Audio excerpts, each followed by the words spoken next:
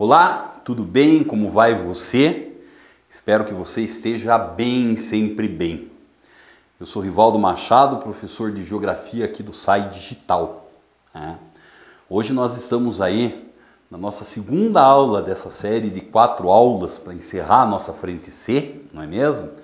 Onde nós vamos estar trabalhando um pouquinho algumas noções, alguns conceitos relacionados justamente com a nossa geopolítica atual. O que é que nós encontramos aí?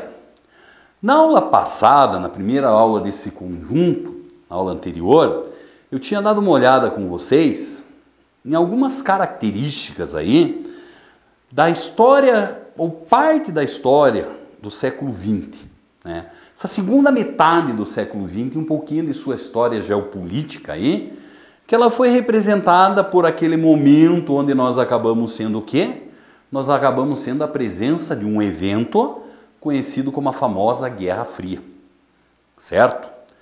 Então, nesta Guerra Fria nós acabamos sendo o quê? Mostrei lá para vocês essa disputa ideológica entre do lado capitalismo, socialismo, Estados Unidos, União Soviética, e que década de 90, representada principalmente pela queda do Muro de Berlim, mas por outros fatos e acontecimentos também, nós tivemos que sair no vitoriosos quem? Os capitalistas representados pelos Estados Unidos. Tranquilo, né? E o que nós encontramos a partir desse momento? Nós tivemos uma aceleração do processo de globalização, certo? A globalização, né? Esse acontecimento, por assim dizer, que ele é tão comentado, discutido, não é uma coisa nova. A maior parte dos pensadores acredita que esse processo de globalização, ele começou quando? Ele começou lá com as grandes navegações europeias, final da Idade Média, surgimento de um capitalismo comercial. Por que a gente costuma dizer que foi naquele momento ali que ocorreu esse processo de globalização? Nós costumamos dizer simplesmente pelo fato que ali o europeu saiu, se lançou aos outros continentes, onde nós acabamos encontrando o quê? Nós acabamos encontrando que aumentou a integração entre as diferentes regiões do planeta, principalmente a integração econômica. E devido a essa maior integração econômica, o que é que a gente costuma dizer? Teve ali a semente foi lançada desse primeiro processo de globalização aí. Tudo bem? Tudo certo? Então, com base nisso, o que é que nós acabamos tendo? Nossa preocupação não é mais lá, com aquele período de grandes navegações, mas é agora, uma história mais recente do nosso planeta, principalmente a partir da Segunda Guerra Mundial e com o final da Guerra Fria, né? Então nós sabemos, e eu já mostrei isso para você, que o final dessa Guerra Fria foi a vitória do capitalismo, né? E o capitalismo, uma vez que, digamos assim, destruiu seu grande inimigo, o socialismo, agora ele se sente na liberdade, com toda a razão, de fazer o quê? De sair pelos 4 cantos do mundo, investindo e tratando de se reproduzir desesperadamente, tá? Então, esse processo de globalização ele vai tratar de servir como se fosse uma grande luva, serviu direitinho ao capital internacional. Mas não bastava o fim do socialismo, né? O que nós acabamos tendo também, que essa aceleração do processo de globalização que a gente vem percebendo nas últimas décadas aí, ela também vai ser fruto do quê? Ela vai ser fruto disso aqui, ó. Então nós acabamos tendo aí uma maior conexão entre esses diferentes pontos do planeta. E essa maior conexão entre esses diferentes pontos do planeta só foi possível por conta do quê? Que na década de 70, como uma forma, digamos assim, de se defender da chamada crise do petróleo, o que é que acabou acontecendo? Acabou acontecendo que os países, que eram à época chamados de primeiro mundo, eles passaram a investir pesado na ciência e na tecnologia, né? Uma das principais, digamos assim, contribuições desse momento está relacionado justamente às telecomunicações. Sistema de satélites somado as grandes linhas de fibra ótica que se instalaram pelo planeta trataram de acelerar significativamente esse processo, certo? Esse processo de conexão entre diferentes regiões. É claro que os transportes também, eles passaram a ser um sistema de transporte que apresentou o quê? Apresentou cada vez mais uma conexão. Então, por conta disso, nós acabamos percebendo o quê? Nós acabamos percebendo que esse processo de globalização, ele é um processo que ele cresceu uma velocidade muito grande e hoje nós vivemos o quê? Não vou dizer que seja o auge desse processo, que a gente não sabe se ele vai ter um final, quando é, mas nós estamos vivendo, por assim dizer, um período que seria mais avançado do capitalismo, onde nós percebemos que mudanças muito grandes acabam acontecendo em diversos momentos, em diversos acontecimentos que nós temos aí no nosso planeta. Como, por exemplo, a gente fala sempre de uma globalização econômica, né? Mas a gente não pode esquecer de aspectos que nós temos aí de uma globalização que ela é uma globalização também mais voltado para o lado da cultura, né? Nós temos uma tentativa de homogeneização cultural no planeta. Você pega, por exemplo, o Brasil ou toda a América Latina, uma influência cada vez maior, principalmente da cultura norte-americana.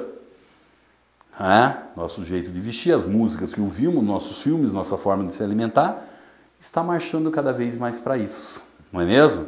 Então esse é um aspecto, é uma face do processo de globalização. Ao mesmo tempo que nós temos essa tentativa de uma globalização cultural, cada vez mais se levantam os grupos que eles querem o quê? Valorizar não o global, mas sim o local, né?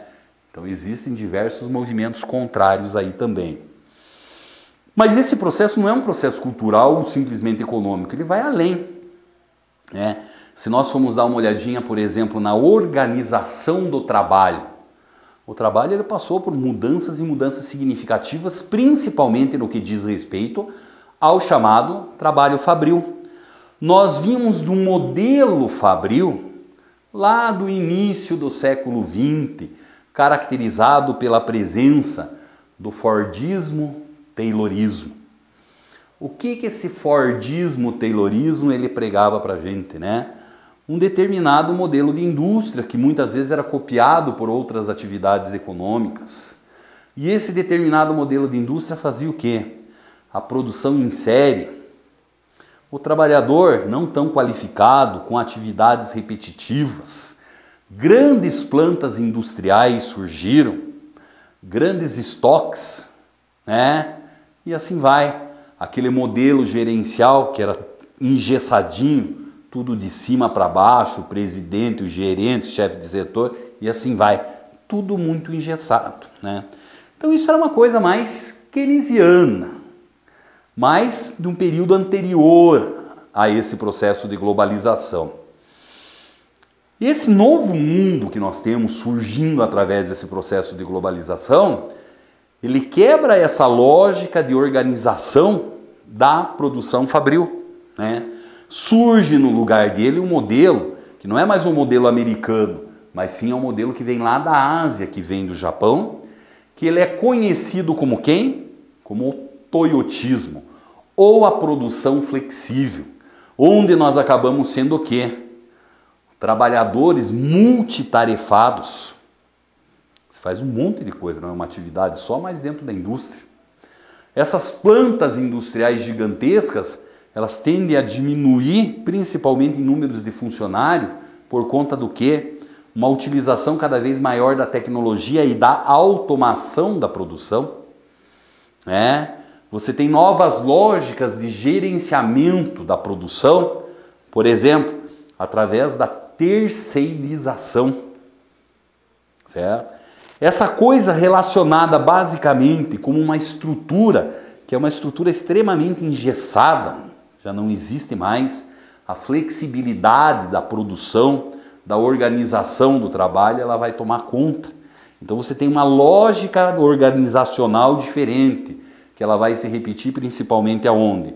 que ela vai se repetir em outros setores também. Por outro lado, nós acabamos encontrando o quê? Um estado keynesiano, que eu falei há pouco para você, ele deixa de existir. Perde o seu sentido.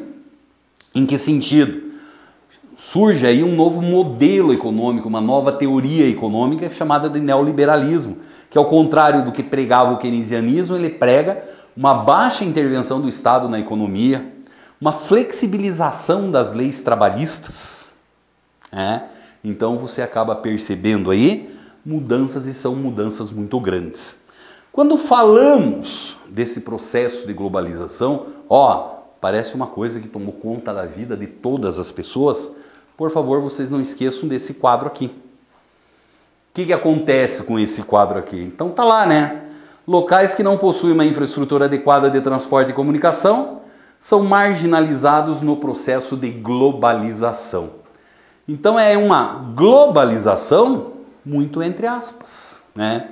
Que nós temos uma parcela muito significativa da população mundial que ainda não percebeu isso, que vive em regiões muito remotas, que falta uma infraestrutura, né?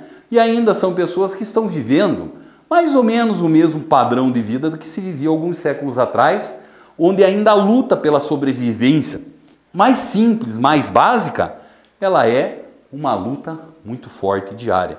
Então tomar cuidado com esse negócio, olha, tá todo mundo globalizado. Não é bem assim. Tem uma parcela muito grande e muito significativa do nosso planeta que não tem acesso aí, tá? Para você treinar em casa, alguns exercícios. Você vai lá naquele desenvolvendo habilidades da página 798 e 799, que você vai ver lá que existe uma quantidade grande e muito significativa de alguns exercícios muito legais para você. Dá uma olhada lá. Tudo bem? Tudo legal? Então tá bom. Um grande abraço e até o nosso próximo encontro.